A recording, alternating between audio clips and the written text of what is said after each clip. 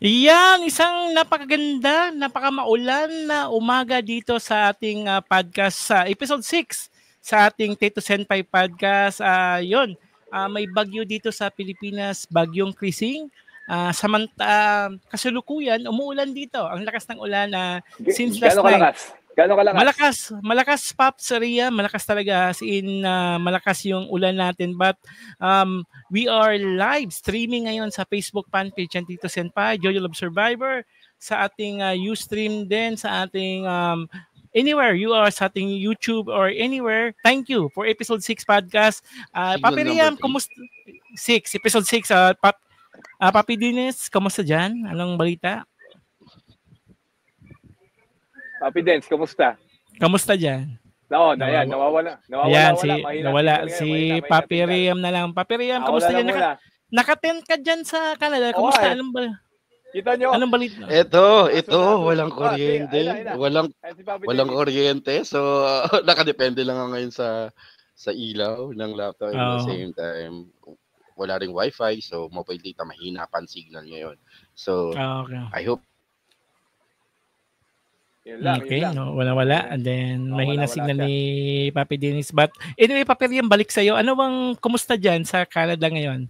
Okay naman. Ngayon, ano ngayon dito, summer na. Grabe yung mobile data ko. Hindi rin talaga gumagana yata ng malakas. Sige. Okay lang, Papi Riam. Okay lang. No worries. Walang problema yan. Then si Papi Riam, balikan natin. Papi Riam, kumusta dyan sa Canada? Hindi yun. Mainit. Tapos mapapansin nyo, ayan. Iba yung background ko ngayon kasi nga nag-camping kami. Kinakabahan nga ako kanina kasi akala ko walang signal. Pero yun nga sabi mo okay naman yung ano. So okay, kasi iba yung technology ng Canada. Alam mo naman sa Canada, 'di ba? Iba yung technology mabilis ginagawa. And then tomorrow, special event dito sa US because the fight of Manny Pacquiao versus Mario Barrios, kaya isang bukas na 'yon. Ngayon, Saturday night sa Las Vegas, Nevada, and then dito sa atin sa Pilipinas is all about Sunday morning, 8 p.m. sa Las Vegas. Manonood tayo sa pay-per-view niyan. And then tahimik na naman sa Pinas niyan kapag may laban ni Pacquiao. Tahimik na naman sa Pinas niyan. Zero crime na naman. Zero crime. Zero crime na naman. And then we are live streaming ngayon. And then thank you. Speaking of sa Zero Crime, speaking sa mga sikat na celebrities, may special guest tayo ngayong araw na to. Sino yan? Maganda. Ito siya ang internet star, TikTokerist, and then content creator, number 1 sa content dito, one of the famous content creator dito sa Pilipinas. Kung napapansin niyo ang nag-iisa, ang mamaya i-introduce natin, ang nag-iisa, Dubsmash to, master to ng Dubsmash. Let's welcome and let's welcome and then let's see his greatness also si Makoy Dubs. What's up, Makoy? Hello, magandang hapon. Ayun, si Makoy. Yes. Ayun, Makoy, kumusta? Maulan. Kumusta dyan, Makoy? Okay naman. Oo, dito ako sa bahay sa Laguna. Yeah. Pero maulan. Maulan. May bagyo kasi. Pero yun. Okay. Yun. And then, si Makoy is from Laguna, di ba? Originally born and raised in Laguna. Yeah, born in Quezon City, but raised half in Cavite and half in Laguna. Pero hometown Inter-province. Okay. Yun. Sa ating mga kababayan from Canada, si Gracie. Pa-shoutout naman po. Gracie from Canada. Yun. Si Grace, what's up, Grace? Kasi si Rayam is from Canada, si Dennis is from Bulacan. Sa ating mga kasama natin dito ngayong araw na to. And yan, unang Makoy, give us your background. Saan bang simula ang Makoy Dub? Kasi alam namin, you are the one of the most famous celebrity dito sa atin, sa internet, content creator. Grabe naman yung famous. Hindi naman sakto lang. Super famous. So, hanggang dito umabot si Papi Makoy. Oo. Pero nag-start ako ng content 2017. Nung una, mga dub videos pa noon eh. Oo, yan. Tulad yan, yung video ko po, payat-payat pa ako dyan. Ano yan? Bata-bata. Oo, pandemic yan eh. Pero nag-start ako ng content creation 2017. Tapos, ayun, hanggang sa nag-full-time content creator na ako after the pandemic. Yun. Ang unang sumikat sa'yo is, naalala ko si Auntie Julie. Yun yung impersonate mo, di ba? Paano mo naisip ang karakter na Auntie Julie? Si Auntie Julie kasi, ang kwento niyan, nangyari yan nung pandemic eh. So, mag-isa ako nun sa apartment. Tapos, meron akong mga, kasi nun, mga wigs, tsaka yung mga clip ko na earrings, mga hikaw. Bali, ang ginawa ko nun, di ba nung time na yon lahat tayo nakatutok sa TikTok, gano'n. Nag-record ako and then medyo long hair na ako nung time na yon. So sinuot ko yung earrings ko. Tapos nag-skit ako na kunwari tita-tita ako from Alabang. Pero yung kwento ni Julie, kaya siya naging Julie kasi ang inspiration nun, yung dati kong client sa real estate na graduate din sa Poveda. So, pag nagmi-meeting kami noon, kasi nga kliyente ko sa sa properties, naaano ko siya magsalita. So, parang nai-imbibe ko din siya. And then yun, eventually, parang siya yung naging inspiration na, uy, pwedeng gawing character to So yun. Galing na ba? Watch out to Jomel Basilio Simbrano. Mars McCoy, pa-shout out po, please. Hi, Jomel Simbrano. Hello. Hello, yan. Pops, nagsimula ka doon sa Dubmash, di ba? Naalala ko, 2017, pinapanood kita eh. You're so funny, lahat ng mga karakter mo doon. Ikaw yung, kasabayan mo ba si Maine Mendoza o nauna si Maine sa'yo? Sa pagkakaalala ko, halos magkasabay kami. Kasi yung Dubsmash, hindi ko na nga mahanap. Actually, wala na akong mahanap na videos ko dati sa Dubsmash eh. Pero halos magkasabayan kami. Yung sa pagkakaalala ko Pero yun eh. Syempre iba-ibang videos din kasi yung mga dinadub niya. Sa akin iba din. So, pero nag-click yung kanya kasi puro parang puro Filipino, parang galing sa mga TV shows dito sa Pinas. Yung dinadub niya, yung nililip-sync niya. Yung sa akin kasi, yung iba, mga Hollywood movies, mga English, ganon. So, yun, halos magkasabay. Tapos, yun nga, na siya, di ba, yung napunta na siya ng Itbulaga, yun. Yun, dito si Miss Edita Katakutan, one of my favorite McCoy, so funny. Hi, ma'am. Nice. Hello, ma'am. Si Miss Edita. Yun.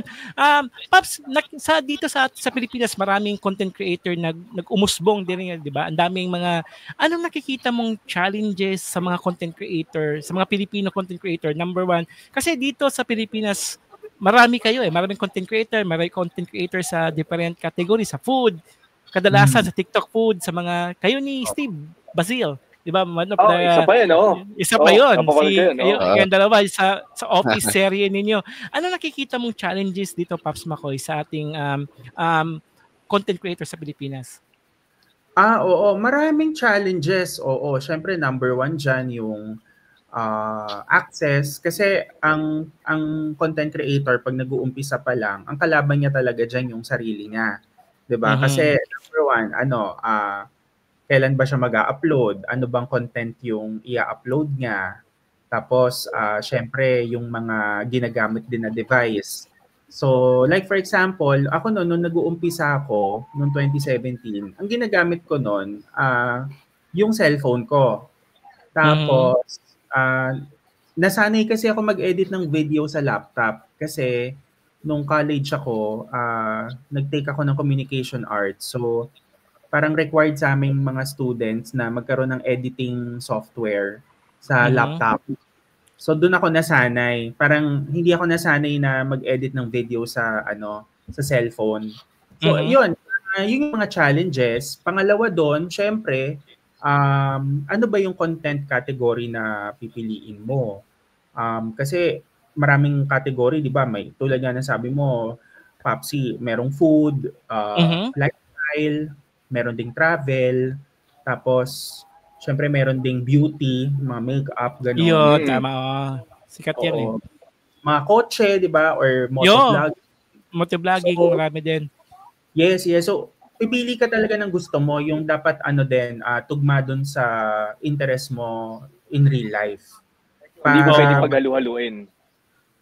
Oo I mean, pwede mo naman paghaluin sa in the long run, pero dapat sa umpisa, parang dapat pag gumawa ka ng content, yung saan mo gusto makilala. Kunwari, ako nag-start ako sa dub videos. Kaya siya Makoy Dubs. Tapos eventually, pinakita ko na yung mukha ko. So, yun. Tapos hanggang sa naging mga skits. Yan. So, yung may mga challenges. May question dito sa ating audience sa Facebook. Sabi nila, ano po ang the best, mahilig po ako sa makeup, pero cellphone na ang gamit ko. Meron po bang tips para gumanda yung content ko? Pag cellphone kasi, syempre depende rin sa ginagamit na cellphone. Minsan kasi, di ba, may mga cellphone na up-to-date na yung camera, may iba naman medyo blurred pa rin. So, kumbaga, kung gusto mo maging full-time content creator or gusto mo gumawa ng content online, kailangan yung video mo malinaw din or yung madaling makita, di ba?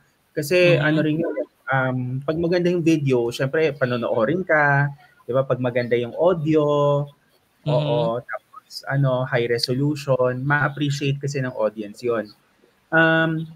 Tapos, syempre, since beauty, importante meron kang ring light para diba? Para makita rin yung makeup mo ng maayos, 'di ba? Kung paano nilalagay. So, actually very basic lang naman yung mga yung mga kailangan mo. Ring light, may mabibili ka namang abot kaya. Sa cellphone naman, makapag-upgrade ka. Hindi mo naman kailangan mag-iPhone no? Pag mag-upgrade ka wala namang yun. Pero yun, kailangan magandang cellphone, tapos meron kang microphone, lalo na kung mag-upload ka sa mga maiingay na lugar, dapat malinaw boses mo. So, importante, internet connection. Kailangan internet mo. Yes. Importante yung connection din. Yung yung internet kaya kasi kailangan talaga internet connection ang magpapakon sa atin dito talaga eh. Pero sa iyo Pops Makoy, nakikita mo dito sa ating sa Pilipinas, 'di ba? Ang dami nating content na ina-upload through TikTok to YouTube. Kasi ikaw sumikat ka talaga. Sabi ng mga fans dito mo si Justin from Cavite. Sabi ni Justin dito is yung anti-Julie days ni Makoy nung pandemic daw yon. And then we also have si Mark Hippie Gabriel. Pa-shout out po Mark. And shout out Mark. And then super relate kami mga 90s sa mga content ni Kuya Makoy. Yung mga 90s baby. Kasi Pops Makoy, ang dami mong content. You have mga collab kay Mark Bancel. Aside sa kay Auntie Julie, may naiisip ko bang character na pwede mong ipakita, impersonate o gayahin aside doon? May mga ideas ka ba? Yung kumbaga aside from Auntie Julie, kung ano pa yung mga ginagawa ko? Naiisip mong character na pwede mong ipakita sa mga fans mo? Yung aside from Auntie Julie, iba rin ginagawa natin si Lisa B, yung CEO. Tapos meron din si Lisa B, si Lisa B, yung CEO, tapos meron din ngayon yung bago na ginagawa ko, si Professor Valieras, yung nakadress na kulay, color yellow, gano'n.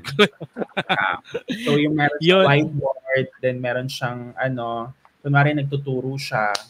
Tapos si Attorney Katigbak, yung lawyer. So yun. Gusto ko yung mga doktor Yung doktor. Parang Johnny Sins, di ba? Iba yun. Ibang character yun, di ba? And then, Pops, anong nasasabi mo? Kasi ikaw, one of the successful content creators sa Pilipinas. Paano mo masasabi na yung content mo naging success? Kasi may batayan ba yan? Or para sa iyo, ano bang matatawag mong success? Kasi yung mga kabataan kasi, like our generation, yung mga millennials na tulad natin, kasi minsan iba nagko-content pero wala naman talagang kalutay-lutay yung content. Ano bang pwede mo masasabi doon? May range ba na ganyan? Parang paano masasabi na successful yung content? Or successful, or sumakses ka na, gano'n. Sumakses ka na, oh. Syempre importante diyan yung consistency.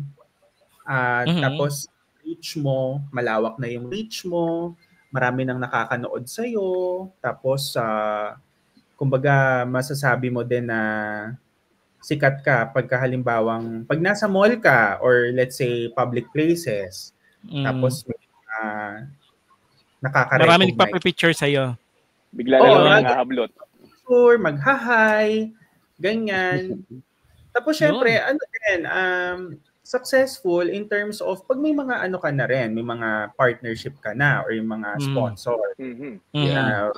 Collaborate. Diba? Kikita ka na ng pera. So importante na yun yung isa sa mga batayan na sumakses ka na pag may nagbabayad na sa'yo. Yun. May mga may tanong din ako sa iyo, Paps, Mama Koy. Let's say, paano mo nagagawa ng, you keep it fresh yung mga content mo? Kasi nakikita ko, pinapanood kita na parang hindi siya yung talagang paulit-ulit, laging may bago. So, laging may inaabangan. So, talaga bang nagkakaroon ka ng parang planning session na, this week or this month, ito yung magiging character ko. Next month, ito. Next month, ganito. Ako, yung paraan ko or yung strategy ko para hindi rin siya paulit-ulit. Importante sa akin kasi yung yung halimbawang yung nakakalabas ako tapos ako lang mag-isa. And then nakakapagsulat ako on my own and then nakakapag-observe ako ng mga tao. Kunwari, ang ginagawa ko pa rin hanggang ngayon, sumasakay ako sa mga sa mga jeep, sa MRT, LRT kasi kailangan yung typical na buhay ng Pinoy, ma-experience ko pa din.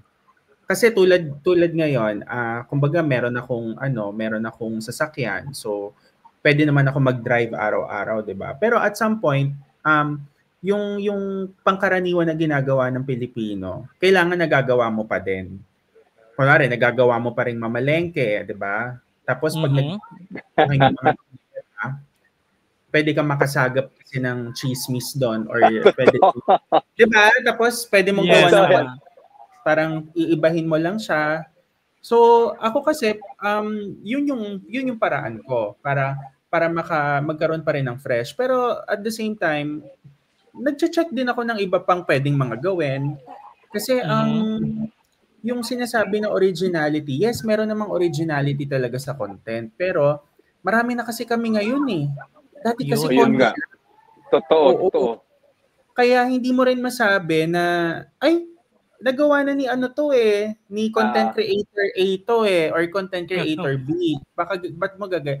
'Di ba? Kasi ang dami na namin ngayon. So it's pwedeng nagawa na siya last week tapos ako naman, di ko naman nakita na ginawa na pala, di ba? Malay ko naman.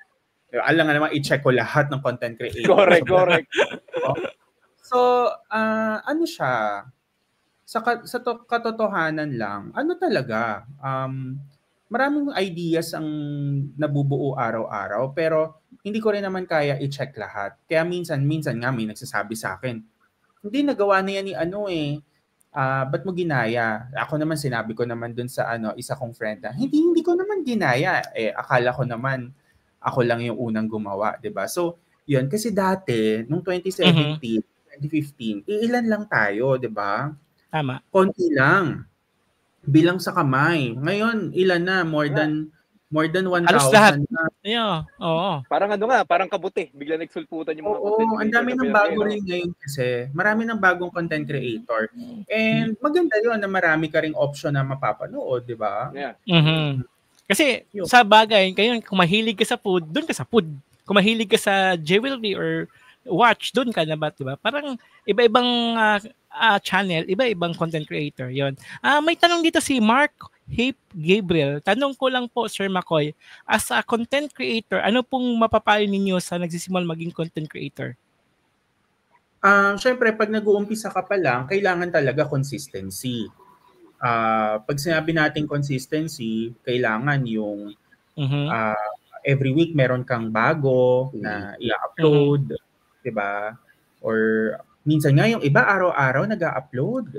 Tama, di ba? Ito mahirap yan. Ang sipag ng iba.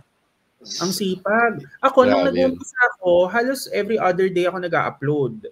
Kaya siguro, nung mga panahon na yun, no, 2017, 2018, madaling ma-recall or makilala. Kasi konti pa lang. Konti pa lang, tsaka lagi ka lumalabas sa feed syempre ngayon, ang labanan ngayon dyan, kailangan consistent ka, lagi kang nakikita, 'di ba? Correct. Yes, tama. Biruin mo ngayon, ultimo yung tawag dito, yung lola ko na nagtitinda ng isda sa Talipapa, content creator na din Talaga. Sobrang dami. Sobrang daming si Jumel, sabi niya, true, super more na, but ikaw, iba ka pa rin, Kuya Mako, iba ang atake mo sa iba. Yun ang sinasabi ko. Nang bobola ka na eh. Charot. May kailangan. Yun na. Paps, ano bang Paps? Speaking of success, ang dami mo lang narating in terms of content creator. Kasi tayo ngayon, may cancel culture, may woke culture. May mga, how do you handle those haters na mga na nasasaktan ka? Kasi ikaw, good vibes ka eh. The first time I meet you, ikaw yung pinaka magaan kausap eh. Talaga ba? Hindi ba ako mabigat ka? Hindi naman. Parang, actually, totoo kanina, akala ko, suplado si papi mo. Hindi, parang good vibes. Good vibes. Oo. Actually, ang unang impression sa akin ng mga tao in person, suplado or may attitude, maldita. Kasi yung mukha ko, straight face. Tsaka yung mata ko, diba? Parang yung mata ko, yung parang nanja-judge. Yeah, mapungay. Pero hindi.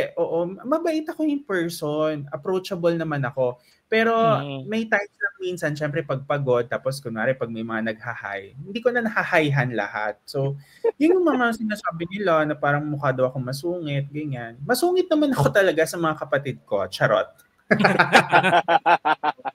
Pero, introvert din ako in person kasi, so tahimik talaga sa umpisa. Parang Mami Oni. Oo. Mami, tahimik. Tahimik ka, pero iba yung yung iba kasi saya eh. Parang meron kang saya na dinadala when you doing content pa. Iba yung Paps eh. Iba yung nadadala mo sa audience eh. Pero Paps, meron ka bang mga natatanggap na mga hate messages or all good vibes naman ang nare-receive mo sa social media? Dati, nung pandemic, maraming nambabash sa akin, maraming umaaway sa akin. Kasi syempre, nangaaway din ako dati. Patola. Patola kasi ako noon, oo. Pero nagbago na ako.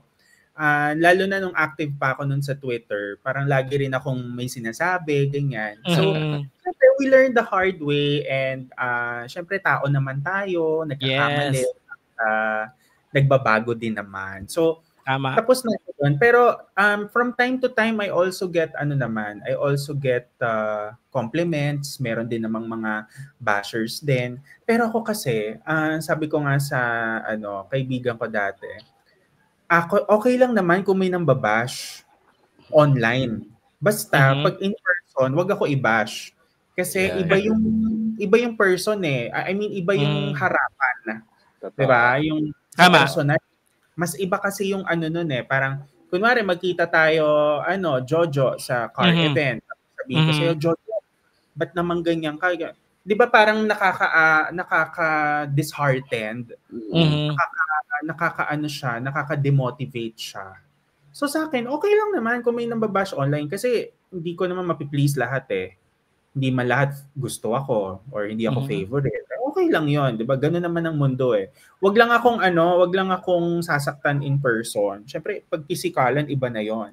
Oo, wala naman. Pablattermon. Teka, paano let's say pablatter nung nagsisimula ka dati, syempre nung una hindi mo kayang i-handle, definitely mga ganun. Paano mo na i-train yung sarili mo na hindi kailangan, content creator ako, hindi dapat ako balat sibuyas? Ano yung may papayo mo, let's say, sa mga newbie content creator na nakakaranas ng ganyan, na-demotivate kasi nga more of bashing, more of negative comments, na nawawalan silang gana. Paano mo i-handle yung mga ganun dati? I mean, ano yung secret mo para ituloy pa din despite of those comments? Ay, oo. Ang ganda ng question mo kasi dumating ako sa point din ng journey ko na pagka nakakatanggap ako talaga ng mga bad comments, may time nun na gusto ko na rin talagang mag-stop. Gusto ko na nga nung pandemic, may time nga gusto ko nang i-delete yung page ko nun yung Facebook page. Kasi talagang na-disheartened ako nun. Parang nawala na ako ng gana. Parang nawala rin yung tiwala ko sa sarili ko, tapos kinwestiyon ko din yung sarili ko kung tama pa ba na mag-upload ako online. And syempre, darating ka sa mga ganong dark moments. Pero ako kasi, kinausap ako noon ng tatay ko naalala ko ngayon. Nagkape kami. May face shield pa noon, tsaka tama. Face mask. Oo, sabi niya noon sa akin, naalala ko, sabi niya, bakit kas maghihinto? Yung mga nagko-comment or nagsisend sa'yo ng DM na hindi magaganda, hindi mo naman yan ma-meet in real life. Tama. Tapos ako parang, napaisip ako doon. Sabi ko, oo nga no. Tama, oo. Wala namang may kayang magsabi sa akin in person or harap-harapan na i-death ako or bastusin ako. Kasi, harassment yun, di ba? Pagka nangyari yun in person or pwede ring siyang physical assault, di ba? Pero, sa loob-loob ko, hindi naman nila ako masasaktan in person. So, okay lang na nandyan lang sila sa social media. And then, sabi sa akin ng tatay ko, ang mas importante, yung nagsusuporta sa'yo in real life. Yung mga tama. So, yun. So, nung time na yun, doon ako nag-decide na, sige, let's continue this. Pero magpapahinga lang din ako ng 1 month, ganyan. Ganon. Para nag-isip-isip ako ano yung mga pwedeng gawin para makabawi. Sabi nga nila, di ba, you cannot please everyone in this world. Lahat ng tao may masasabi sa, even though na gumagawa ka ng kabutihan, may mga tao talaga na ibig sabihin nun, hindi mo talaga sila may please Kasi there are days sa radio din, marami akong mga hate message na I received in one day before, naalala ko, 300, 400 hate messaging. Ang dami nun. Pero sabi nga ni Pops Ramon sa akin, lahat ng, kahit sino pa man, lahat makaka-receive talaga. Walang perfectong tao, lahat meron ka talagang haters talaga. Pero hindi ka sikat kung wala kang haters. Yun ang tandaan mo. Kaya yun yung tinandaan ko. Kasi yung iba kasi gumagawa nga ng fake account para namang may haters lang talaga. Kaya yun, di ba? Meron nga masakit magsalita, di ba? Meron nga iba, I received na, makita lang kita, Jojo, babasagin ko mukha mo. I received that in Twitter before. Ang dami kong hate messaging. Kupal ka, gano'n. Daming mga sinasabi. Ikaw, Pops Makoy, kung okay lang ano yung mga pinakamasakit na salitang hindi mo makakalimutan in social media? Nako, medyo madami. Pero sige, mag-share ako ng dati nakakatanggap ako ng death threat. Wow. Ganyan. Oo. Syempre, alam mo na, the typical, papatayin kita, babariling kita, yung mga ganong sorry, trigger warning lang. Yeah, sure. Meron din sa akin nagme-message. I think troll account siya. Lagi siya nag-message nun sa FB na parang hahanapin niya raw saan ako nakatira. And then pagka nakita niya raw ako, ipapatodas nga raw ako. May mga ganun. Grabe, no? Tapos minsan may naman parang, syempre, meron ding mga nagsasabi about may sexuality, di ba? Sabihan, degrading na Syempre, alam mo na, typical, ikaw na bakla ka, wala kang kwenta, trying hard, hindi ka naman relevant, o mga ganung ako naman parang, Diyos ko naman, hindi mo, kumbaga, sa social media lang yon, di ba? Pero yun nga, sabi ko nga sa inyo, basta hindi ako sasaktan in person. At saka wag idadami yung family members. Di ba? May iba kasi... May nangyari na bang gano'n sa'yo? May nangyari ng gano'n na tinira yung family mo? May time na pati nanay ko parang binabash din. Pero sa message, sa direct message, parang yung anak mo, ganyan. Ako naman, parang nung tinanong ko nga yung nanay ko noon, sabi ko, ma, bakit pati ikaw dinadamay? Hater ko yan. Ba't ikaw hater din? Sikat si Mami. Yan. Sikat pala si Mami. Kasi may time noon, nung pandemic, na pinapakita ko yung nanay ko online. Na pag dinadalo ko siya sa Cavite, gumagawa ako ng content na nakikita siya. Siguro may mga mata na na hindi mo rin makontrol. So, ayan, may mga ganyan. Hi Chris Morales. Yan si Uncle Joe. Ang maganda lang siguro ngayon ay lahat papano ang may mga batas na nagpoprotekta sa atin online. 'Di ba yung mga cyber libel? Yun yung mga batas na pagka binash ka, yun na maganda ngayon eh. Pwede na tayo magsumbong sa NBI, sa police, ganon.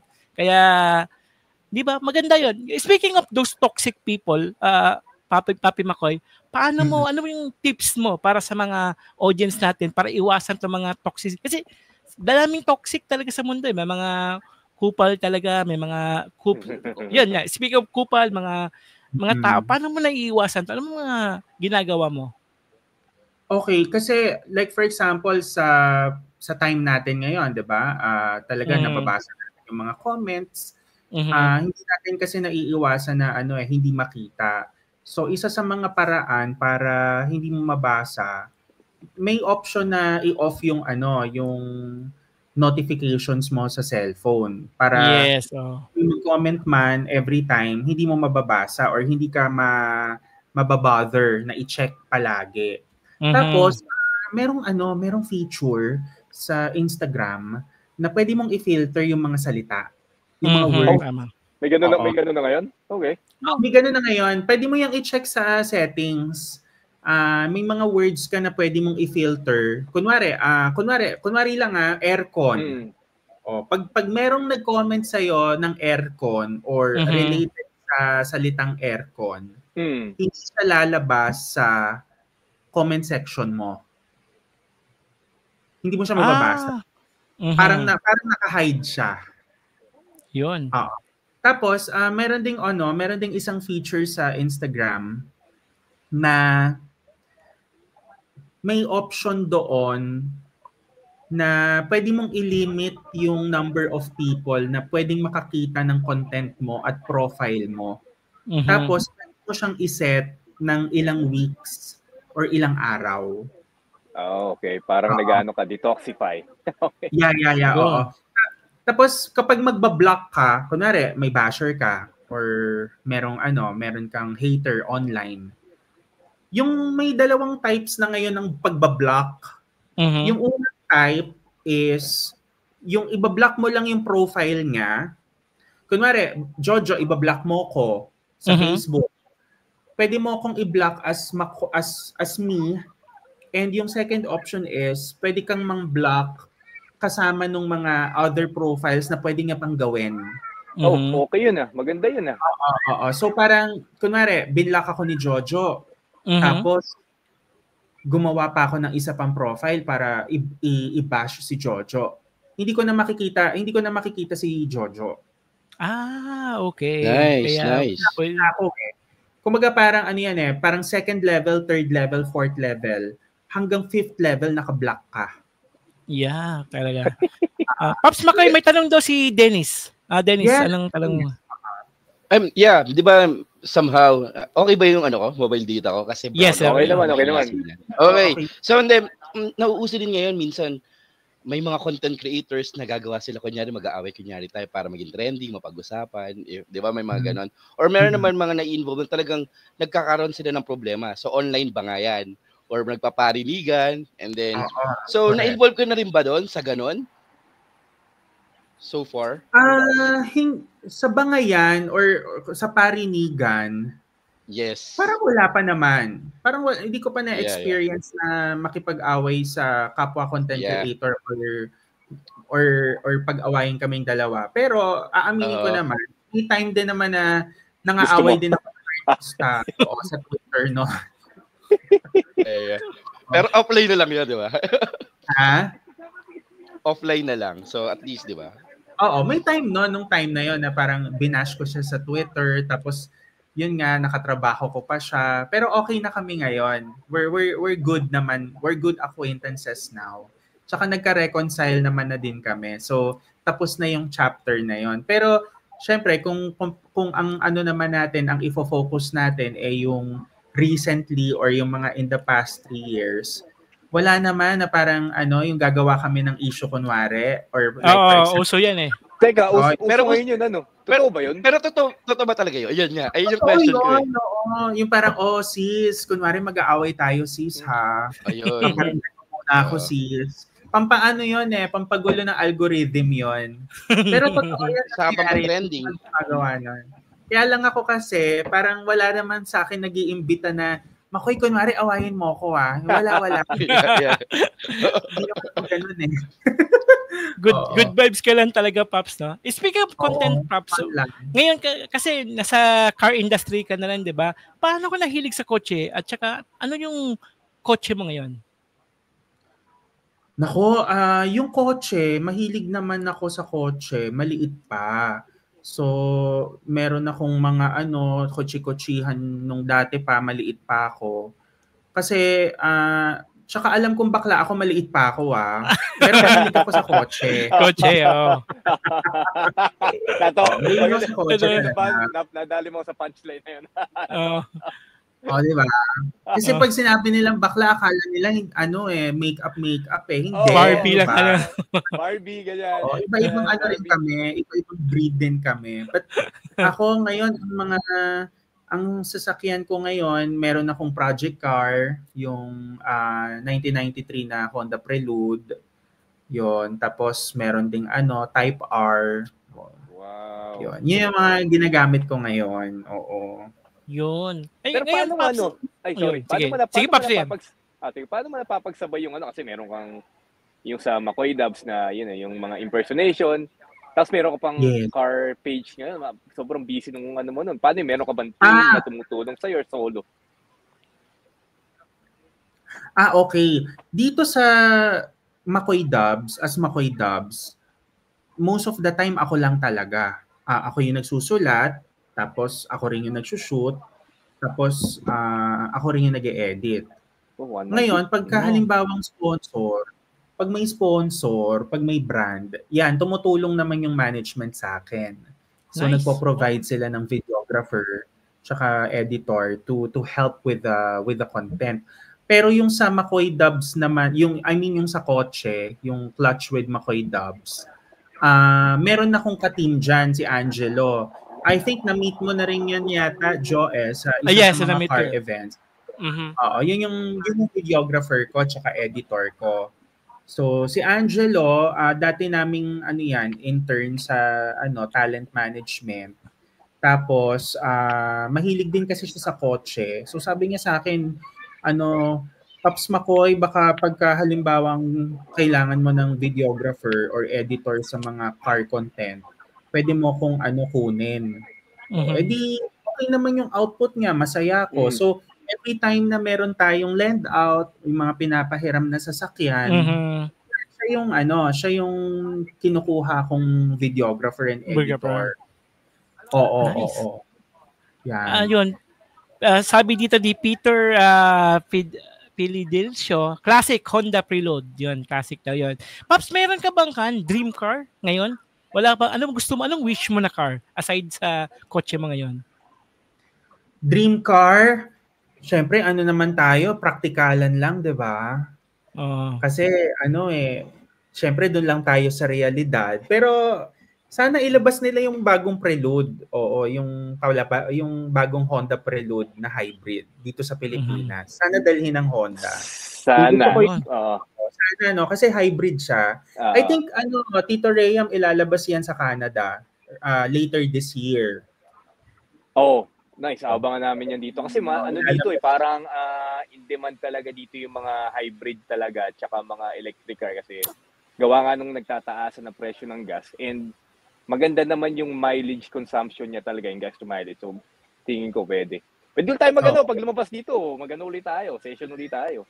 Oo, hindi kaya pupunta na lang ako dyan, i-drive ko dyan. Yun naman. May titiran ka na. Dito tayo sa tent. Yun. Speaking of EV, Papi Makoy, ano masasabi mo kasi marami nagsulputan ngayon mga EV like BYD, lahat mga kotse from China or from US, kahit ano masasabi mo sa technology ng electric vehicle? Oo nga no, ang daming brands ngayon, ang daming China. Ang dami ring China brands, 'di ba? Pops Jo pagka may events, yes, diba? Tama. Oo. Sa akin naman, ang sentiments ko dyan, syempre more options for the buyers para sa mga customer. More option. Pero ano rin kasi, hindi mo rin masisisi yung price point. Lalong na kung yung mga China brands na kotse, marami talagang features kasi when you compare it to Japanese brands. Mm-hmm. So, syempre, ang mga bibili, depende rin yan sa budget, di ba? Correct. So, ang budget nila, ganito, kunwari, ang budget nila, 1.2 million. Tapos, makukumpara nila sa 1.2 million na Japanese brand kesa dun sa Chinese brand na mas maraming features. Syempre, kung ikaw, ano pipiliin mo, di ba? Kung saan yung mura doon? Diba? Kung saan mas mura, tsaka saan mas maraming features. Kasi ang ano naman, yun yung learning namin. Sa pagbili kasi ng kotse, ang Pilipino, merong loyal talaga sa brand. Meron ding hindi naman sobrang loyal. Pero open din to try other brands. Diba? Parang, pwede naman pala tayong hindi bumili ng ganitong brand eh. Kasi yung isang option natin, mas mura tsaka marami palang features. Tapos yung sa electric vehicle, okay din naman eh. Okay din naman yung EV. Pero depende yan sa lifestyle. Tsaka depende sa budget. Kasi syempre, may ibang EV na talagang premium yung price. May iba naman na mura din. Pero magbabago din yung lifestyle mo pag naka-EV ka. Kasi hindi yan tulad ng gasolina, ng degasolina na pag nakita mong paubos na yung gas mo, pag may nakita kang gas station, parito sa gas station. 'Di ba? Hindi yan tulad ng EV na kailangan planado yung mga pupuntahan mo, 'di ba? Or pag malayo ang charge. Ikaw, Pops, ito, EV or hybrid? Ako, sa totoo, mas ang puso ko sa hybrid ngayon.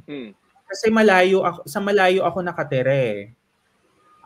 Malayo ang biyahe ko. So, halimbawa pag may event kami ni Pops Jojo sa mga kotse, galing pa ako ng Binyan, Laguna. So, imagine mo, Laguna to Makati or minsan nga, Jojo, sa Quezon City pa tayo nag-event. Yes, so, ang sipag mo, Pops. Kaya sabi ko, alam ko, malayo pa. Pero maaga kang dumarating sa mga event. Kaya saludo ako sa'yo. Malayo yung biyahe. Let's say 50 kilometers one way. So sa isang araw 100 kilometers ang biyahe ko. So syempre kailangan fully charge yung kotse. Tsaka dito kasi may mga charging station naman din na malapit sa amin. Pero ako kasi personal preference, mas open ako sa hybrids compared to EVs. Kasi gusto ko pa rin yung may naririnig akong tunog talaga, na yung vibration, ganyan. Ay, vibration. Gusto ni Jojo yan. Lahat nagba-vibrate. Kaya, speaking sa content, Pops, ano pang gusto mong i-explore? Aside ngayon, ang daming anti-Julie, lahat. Ano pang gusto mong i-explore? Also, sino yung dream collab mo sa ngayon? Dream collaboration?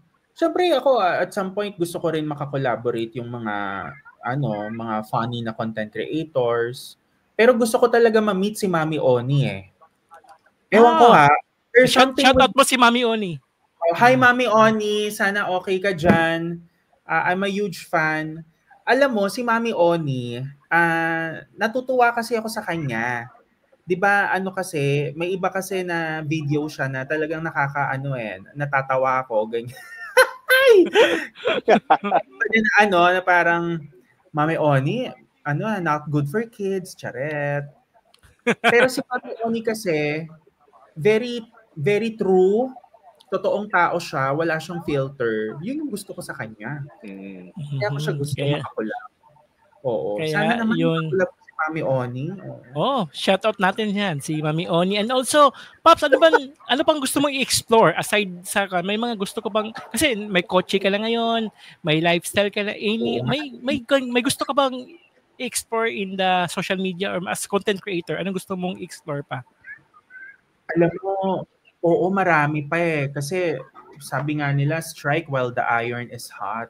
At saka yung edad natin, okay pa naman, 'di ba?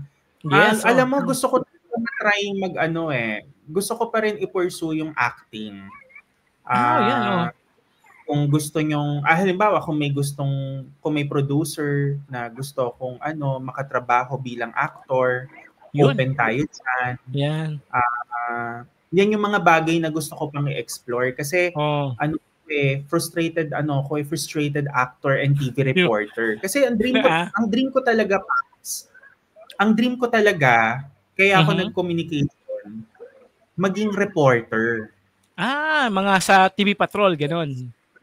Yes, oo. Sa Channel 7. Sample? May sample ka ba, Pops, daw na kan? Sige.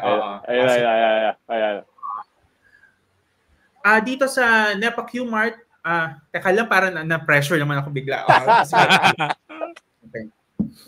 Jojo, Dennis, and Tito Rayam na tayo ay nandito ngayon sa NEPA Q-Mart at kasalukuyang presyo ng ampalaya ay nasa 150 pesos per kilo. At kanina nga ay nakapanayam natin ang isa sa mga tindera na nagngangalang Aling Pasing at ayon nga sa kanya, mas inaasahan pa daw nila ang pagbaba ng presyo ng gulay dahil nga sa oversupply, pero ayon naman din sa DTI, patuloy naman din nilang babantayan ang presyo ng gulay at prutas. Back to you, Jojo. Ganon. Galing. Grabe. Shout out sa EBS at sa GMAs, yan. Kunin niyo si McCoy bilang isang showbiz. Gusto mo ba showbiz reporter or yung reporter talaga? Reporter talaga. Gusto ko talaga maging reporter. Oo. Ayun. Yun, Papi, yun nga. And then, sabi ni Leonor dito, any tips po mga lord kung paano mag-stop? Paano mag-stop? Any tips po mga lords kung paano mag-stop? Sira ulo to si Leonor. Paano daw mag-stop? But anyway, thank you so much. At yun, at dyan po nagtatapos ang ating yun. McCoy, thank you so much, Pops. And yun, may gusto ko bang i-promote, Pops, McCoy, sa ating mga viewers, mga audience ngayong Thank you so much. Salamat sa pagsama sa amin. Oo naman, maraming salamat din sa inyong tatlo. Promote yung yung YouTube channel. Oo, yung YouTube channel ko sa mga kotse. Tsaka follow nyo lang ako sa Instagram at McCoy Dubs. Ayan. Yun. Pero may show ka, Pops, di ba? Yung sa anong tawag doon? Hindi ko pa napanood yun. Yung mga pumupunta kayo sa mga stage. Anong tawag doon sa show mo? Yung improv comedy. Improv comedy. Yes. Meron kaming upcoming show this July 24. Yan sa Wicked Dogs sa BGC. Actually, sold out na rin yung tickets namin. Maraming salamat sa... Yun, congrats. And then, kung gusto mo daw, Pops, pumunta lang, Pops McCoy, sa Canada, si Papi, Tito Rayam nang bahala sa'yo sa Canada. Marami daw mga... Nakakahiya naman kay Tito Rayam. Siguro dahil na lang ako mag-road trip na lang tayo pag nandyan ako. Ganon. Sige. Message mo na si Tito Ray kasi may mga Filipino community tayo diyan sa saan ka ba sa Canada, Pops? Sa may kami, Metro Vancouver. Vancouver, Canada. Yun, marami tayong mga Pilipino. Marami matutuwa dito pag nagpunta ka. Yun, mga Pilipino natin na friends diyan matutuwa. Yun, Papi McCoy, yun. Papi Makoy, maraming salamat, Paps. Salamat sa iyong pag-guest dito sa ating podcast. And then, yun, thank you so much, Papi Makoy. Salamat. Bye-bye, Papi Makoy. Papi Makoy. Thank you, bye. Thank you. Yun, yan po si Papi Makoy sa ating podcast show.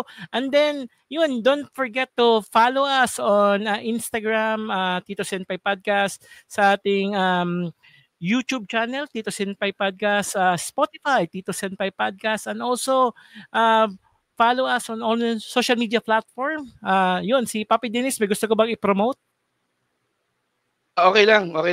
Next time lang dahil ang hina ng internet ko dito. So, ayun. Thank you so much. And then, dyan po nagwawakas ang ating episode 6 ng Tito Senpai Podcast. This has been Jojo Love Survivor, si Tito Rayam, si Makoy Dabs, and Papi Dennis. Thank you so much and God bless at see you in the next episode. Paalam. Bye.